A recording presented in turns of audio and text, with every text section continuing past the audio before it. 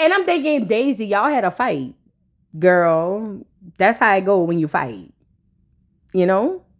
And Bahati is over there telling Daisy, girl, we shouldn't even be fighting. You my friend. I appreciate you. I appreciate everything you did for me. But you letting these girls put a battery in your back. I never said that you said anything. But Daisy don't care because Daisy just wants to fight. I think this is a produced fight.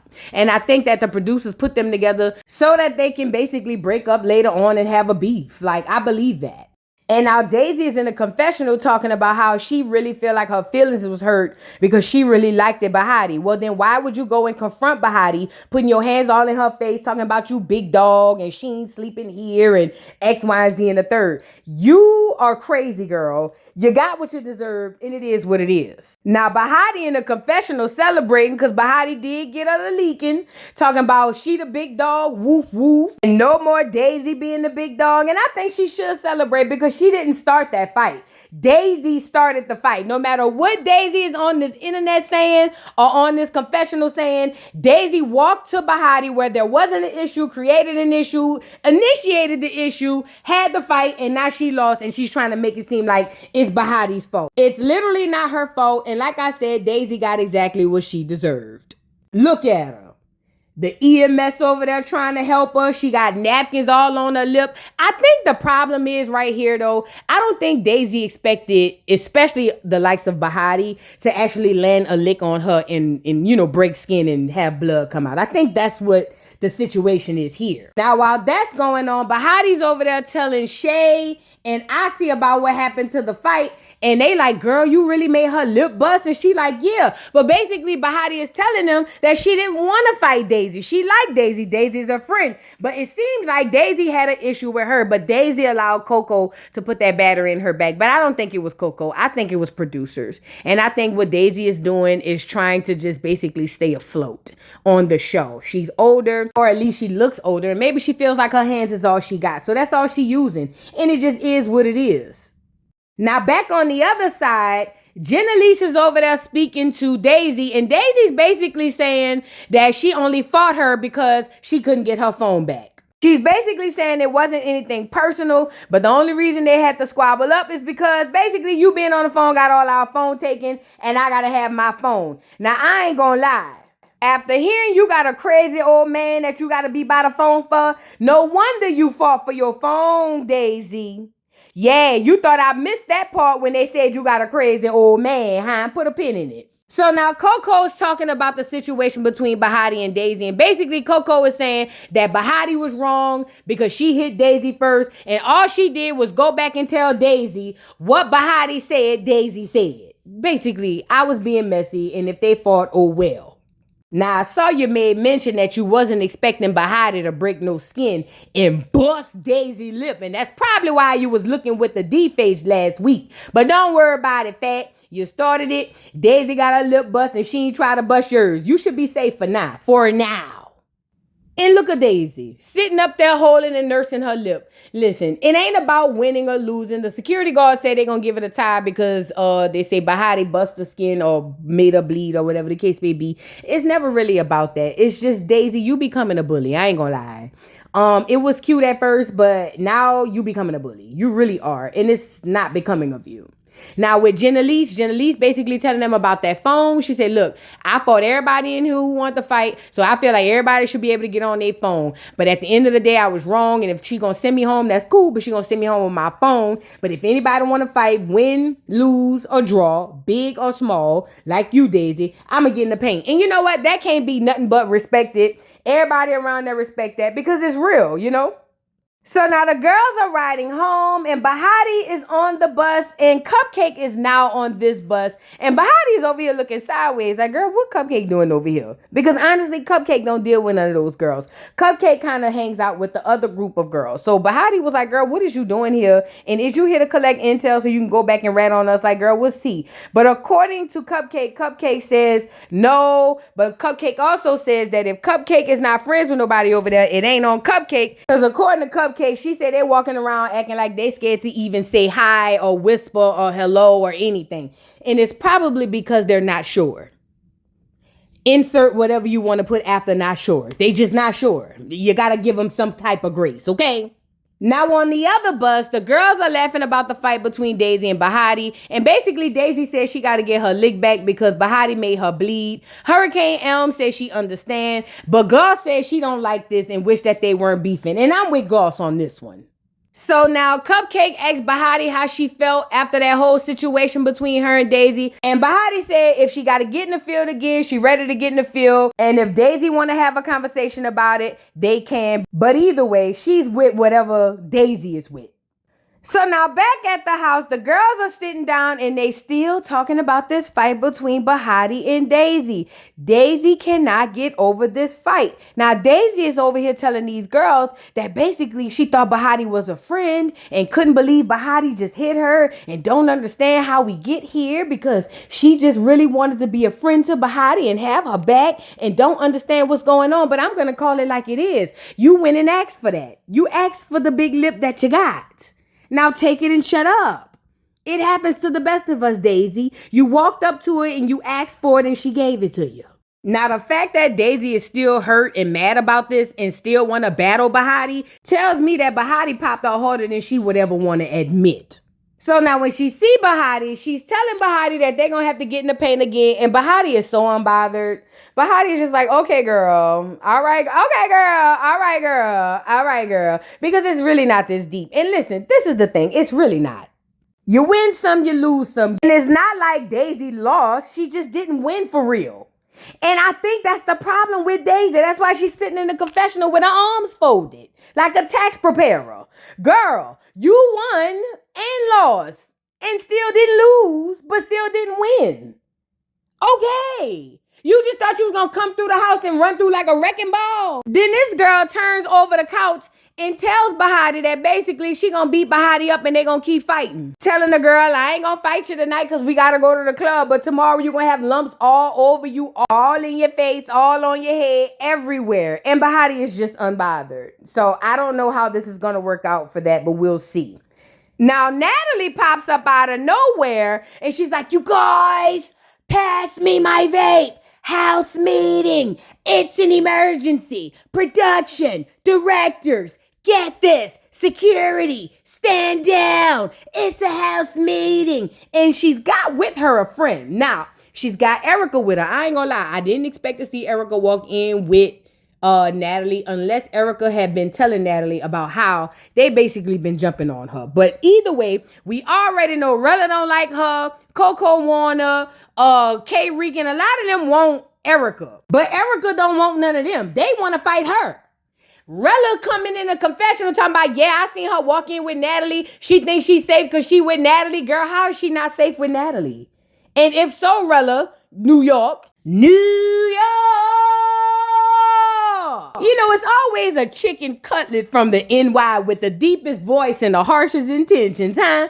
That's why she gonna pop you upside the head with that charger again, and you gonna deserve it. And sure as I got a nose on my face, she went to calling out Erica, running up on Erica, and Erica had something in her hand and popped her with it. Now everybody around here, oh, she need to stop. She being a bully. She hitting her with something. Y'all are confronting this girl.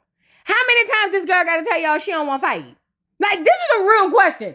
How many times does Erica have to say, I don't want to fight y'all? For y'all to keep fighting her, then being mad when she defend herself, how she defend herself. Like, make it make sense. Literally make this make sense. And Rella, all that screaming and hollering and crying you was doing because you couldn't believe that this girl hit you in the head with something again. Girl, save it. Stop picking on the damn girl and you wouldn't have to worry about it.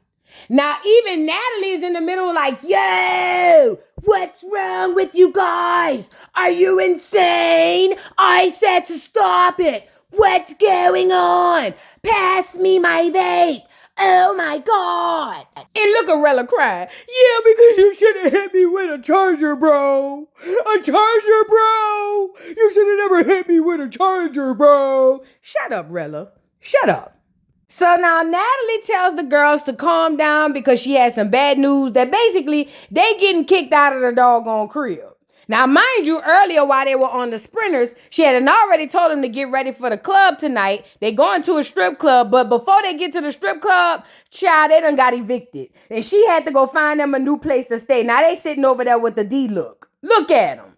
And you know what's crazy? Natalie claims that she already had the second house just in case, but the second house is secluded and the first one isn't. I'm trying to figure out why the second house wasn't plan A and this house was plan B if the neighbors were really making the noise that they claimed they were making. This is just a question, you know. But either way, Natalie told the girls that basically they need to get ready for the club and they have 5 minutes. Yes, we know you're musty. Yes, we know you're cheesy. Pull you out of outfit, baby wipe it up, put the rest of it in the suitcase because, girl, we got to be up out of here. Okay, so I can get my deposit back. So she let the girls know they gotta go, and poor Erica sitting back there. And you know, Erica got on the confessional and tell us that basically it's lame how they keep picking with her. And I'm not gonna lie, I kind of agree with her. Cause see that Elm and TT and all of them, they just seem like a bunch of following mean girls. And it's just giving like, y'all don't even have your own genuine beef with the girl. Y'all really beefing with her because of somebody else. And it's lame.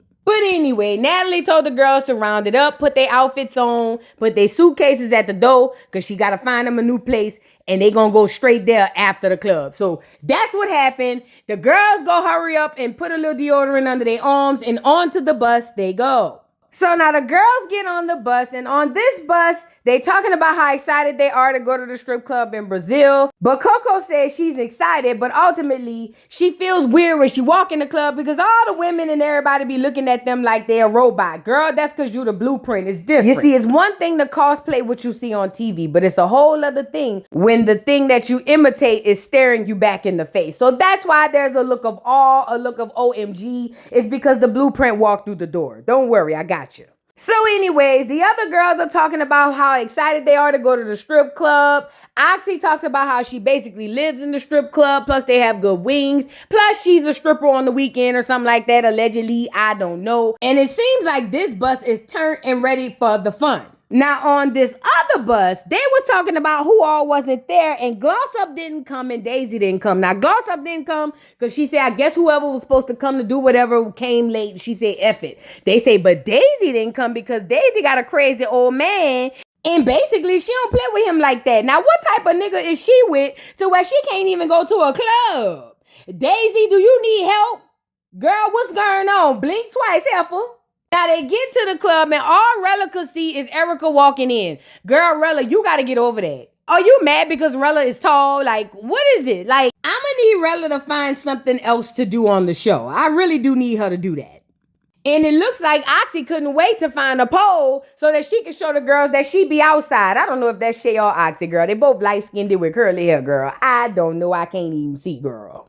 So now the girls are leaving the club. Everybody had a good time and they're on the way to the new spot. Nobody knows what it's going to be, what it's going to look like. Nobody knows anything. The girls are on the ride thinking about it, wondering how they're going to approach this new space. Now, Cupcake came up with a great idea. According to Cupcake, Cupcake said, basically, we need to start having some house meetings around here. We need to start sitting down, trying to figure out what's going on with who, whatever beefs we got. Let's just settle them. And I'm with that. Now, a lot of people are against this house meeting thing because they feel like it always ends up bad. But Cupcake said, girl, all the rules we have so far been set by Zeus and Natalie and them. We need to start being independent and setting our own rules. And honestly, I definitely agree with that. Now, on the other bus, you got TT over there talking to Jenalise, Oxy, Rella, and I want to say Daisy. But basically, TT want to know how they all felt about jumping on Erica and also how they felt about Oxy getting that last lick in right quick or whatever. Now, basically, they all like it is what it is, but Daisy feels like Jenalise should go over there and talk to Oxy because basically Erica is only in this stuff with everybody behind having your back. So you should probably go have a conversation with Oxy. But TT and Elm feels like, no, she don't have to tell Oxy nothing. That's between Oxy and Erica. Now on the other side, they asked basically Oxy how she feel about sneaking Erica and do she think it's right. And Oxy was like, I ain't gonna lie, it's wrong. It's wrong as hell. But I feel like her hitting people with charges was wrong, so she gonna have to see me about it. And while I get it, it still looked lame and bullyish that 4 or 5 of y'all was over there trying to fight one girl.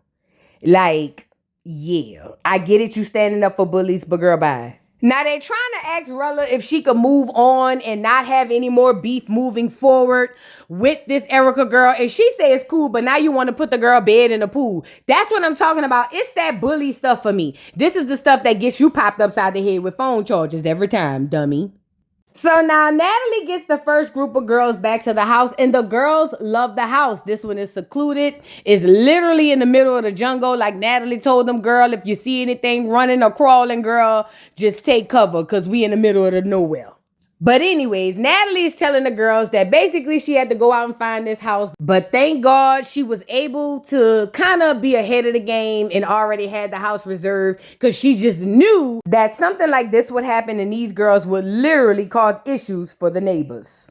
So now the second group of girls come in, that's TT and Helm and them, and she's trying to get these girls all situated because they need to have a house meeting. According to Natalie, Natalie said she didn't have to put down too much. She should be somewhere else, but it seems like she got to babysit. She had to come in and run through the house and make sure the house was fight proof and this proof, and they didn't have no neighbors and no water and no people or nothing around. She said she getting tired, so she want all these girls to come on in so we can have this house meeting. Now, they all know what a house meeting means. That means get ready to squabble, but these girls are built for tough. And here comes Erica. Erica comes in with Ming. And of course, you know, most of the house want to fight Erica. This is what I mean when I say that all these people jumping on one girl is tired and lame. It just is. Even if she could fight.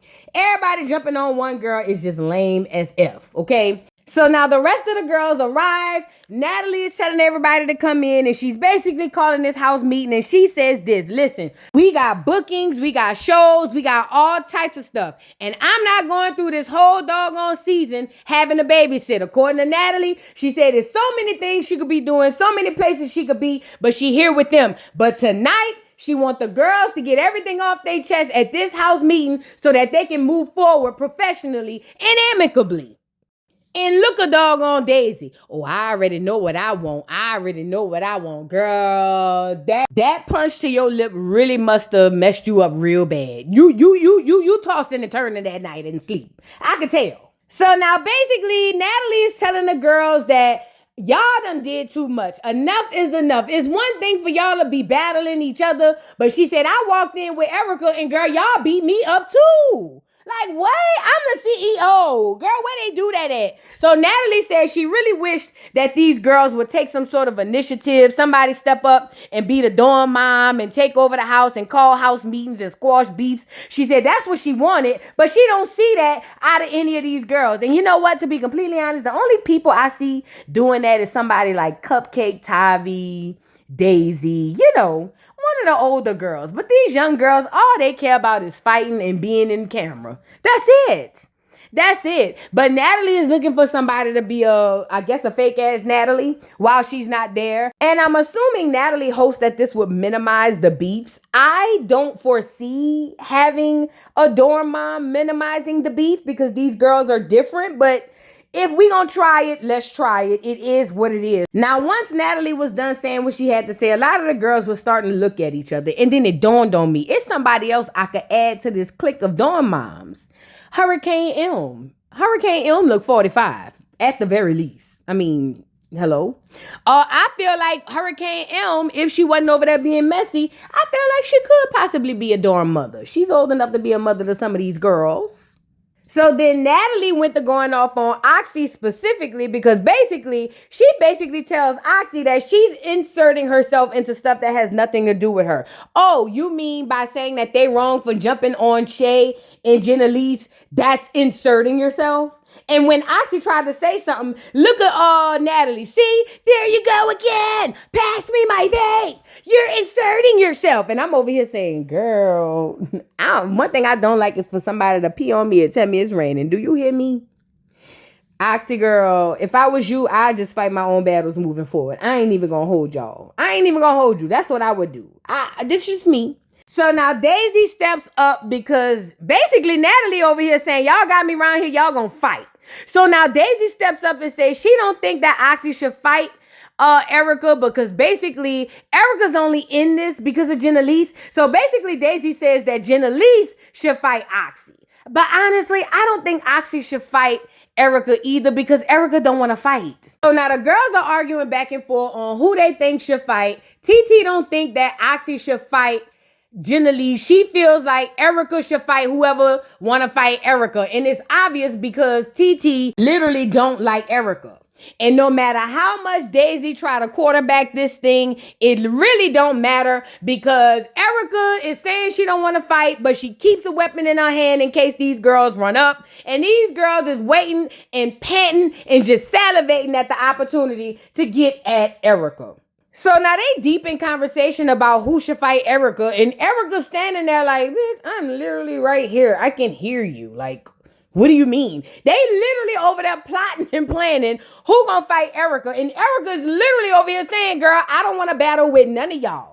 But it is what it is because they bullies. So now apparently Oxy saw that Erica had something in her hand and she starts screaming to the top of her lungs that Erica is lame, Erica is weird because she always got something in her hands. That's because y'all always want to fight her.